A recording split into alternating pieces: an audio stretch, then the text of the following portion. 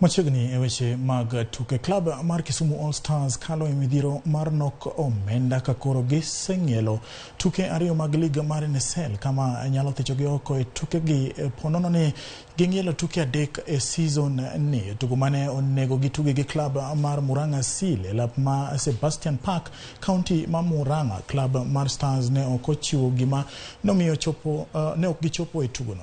Jakudh firimbi gikone to nomiyo club mar Seal points adek gi gonde ariyo bang' rito All Stars kuom dakika 45 ka point adek koro chwalo Murang'a Seal nyaka thuolo mar ariyo e chunga mar timbe gi points 29. Club mar Shabana omako thuolo mokwongo ka club mar Migori Youth gi Mara Sugar omako thuolo mar adek kanyakla gi points 27.